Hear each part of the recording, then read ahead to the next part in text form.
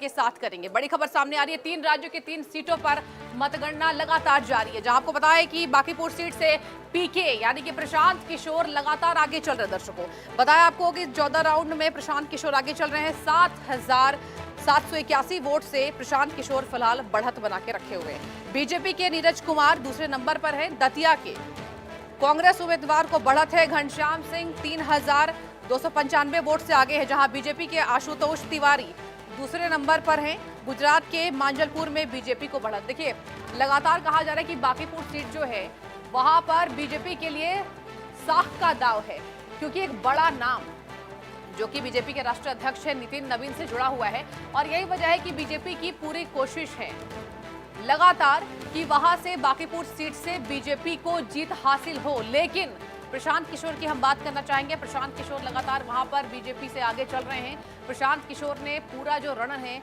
वो पहले ही तैयारी उनकी थी, और कहा जा रहा है उनकी मेहनत रंग ला सकती है। हालांकि अभी इंतजार करना होगा, लगातार मतगणना जो है वो जारी है, बता दें आपको। लेकिन 14 राउंड में पीके यानी कि जन स्वराज के प्रशांत किशोर जो है वो आगे निकलते नजर आ रहे हैं। वहीं हम बात करना चाहेंगे बीजेपी के बारे में।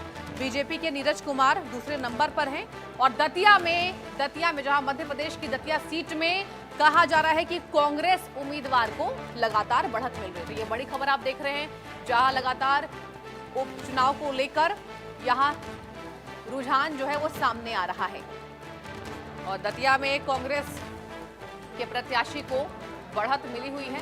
जहां बात करेंगे आपको बांकीपुर सीट की, जहां बांकीपुर सीट में लगातार कहा जा रहा है कि पीके आगे चल रहे हैं, वहां शांतिपूर्ण तरीके से मतदान हो रहा है, और मतदान के साथ साथ 14 राउंड की जो गणना है, जिस तरीके से मतों का जो प्रयोग किया गया, जो मत डाले गए, अब उसकी काउंटिंग शुरू हो गई है। और ये जो राउंड है ये 14वां बताया जा रहा है, 14th राउंड, और 14th राउंड में पीके लगातार आगे चल रहे हैं। ये बड़ी खबर के साथ शुरुआत कर रहे हैं। अब देखना होगा कि अंतिम मतदान के केंद्रों पर जिस तरीके से ये काउंटिंग जारी है, अंतिम राउंड में किसकी जीत होती है। क्या वाकई प्रशांत किशोर जिस तरीके से उन्होंने लगातार मेहनत की, पिछले चुनाव में 0 सीट के साथ कहा जा रहा था कि बड़ी विफलता है, लेकिन वो बड़ी विफलता जो है अब हो सकता है सफलता में तब्दील हो जाए। लेकिन बीजेपी के उम्मीदवार की भी उम्मीद बढ़ गई है। साफ तौर पर कहा जा रहा है बीजेपी के द्वारा कि हमें कोई फिक्र नहीं है, क्योंकि जीत बीजेपी की वहां हो सकती है। देखने वाली बात होगी।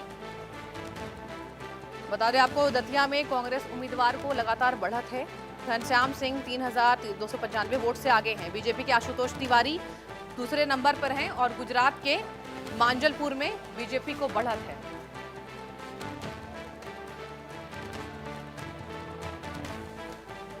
तो 3 राज्यों की 3 सीटों पर मतगणना लगातार जारी है। बांकीपुर सीट से प्रशांत किशोर पीके आगे। अब पीके का फैक्टर काम आएगा या नहीं, देखने वाली बात होगी, क्योंकि ये 14वें राउंड की मतगणना लगातार हो रही है, और अभी प्रशांत किशोर जन स्वराज के संस्थापक आगे चलते नजर आ रहे हैं।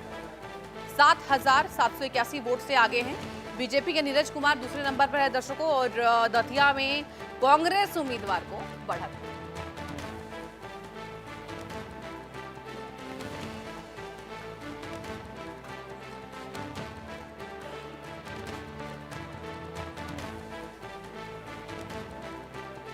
बीजेपी के आशुतोष तिवारी दूसरे नंबर पर हैं। घनश्याम सिंह 3,295 वोट से आगे हैं, और दतिया में कांग्रेस उम्मीदवार को लगातार बढ़त मिली हुई है। बता दें आपको 3 राज्यों की 3 सीटों पर मतगणना लगातार जारी है। बांकीपुर सीट से प्रशांत किशोर आगे हैं, चुनावी मैदान में हुंकार भरते नजर आ रहे हैं, और 14 राउंड में प्रशांत किशोर आगे चल रहे हैं। 7,781 वोट से आगे हैं प्रशांत किशोर। बीजेपी के नीरज कुमार दूसरे नंबर पर। दतिया में कांग्रेस उम्मीदवार को बढ़त, और घनश्याम सिंह 3,295 वोट से फिलहाल आगे चलते नजर आ रहे हैं। इंतजार करना होगा।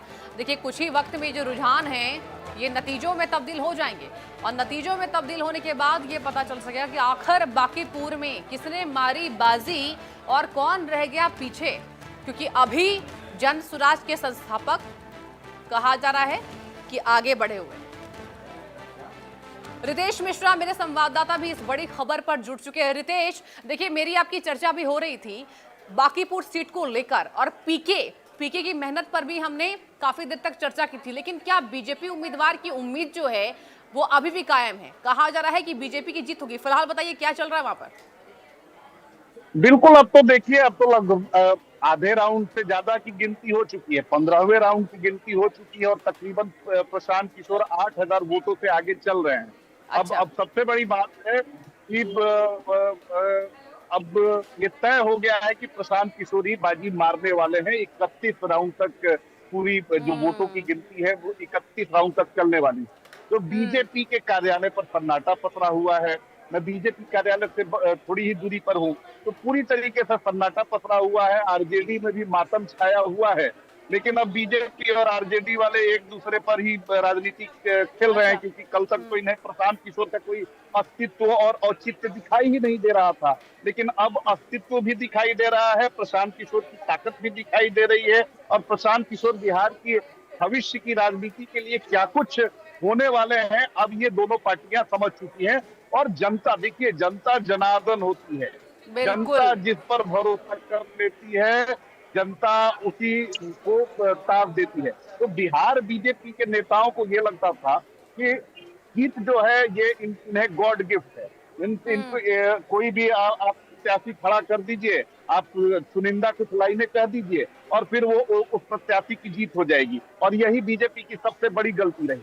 इसके हाँ। अलावा कई सारे जो फैसले हैं, चाहे वो भरत तिवारी एनकाउंटर का मामला हो या जो स्टूडेंट प्रोटेस्ट हुआ बिहार में, जिस तरीके से 2 दिनों तक लोगों ने जो हंगामा देखा, जो बातें देखी, उसका भी असर हुआ। बीजेपी के कई नेताओं ने अति उत्साह में कह दिया कि अरे हम तो कुत्ता बिल्ली खड़ा कर देते हैं तो वो जीत जाता है। तो लोगों ने कहा कि भाई, हमारा तो विधायक कुत्ता और बिल्ली नहीं हो सकता है। तो ये सारे जो फैक्टर्स हैं उसने बीजेपी को यहाँ पर शिकस्त देने का काम किया है। सबसे बड़ी बात है कि कहा जा रहा था कि ये बीजेपी का गढ़ है और कायस्थ जो वोट है, क्योंकि ये सबसे ज्यादा इस इलाके में कायस्थों का वोट है, और कहा जा रहा था कि ये तो भाई बीजेपी के वोटर्स है। वोटरों ने कहा कि हम बीजेपी की बपौती नहीं है कि बीजेपी ये समझ ले कि ये तो हमारा वोटर है। बीजेपी को सबक सिखाना होगा।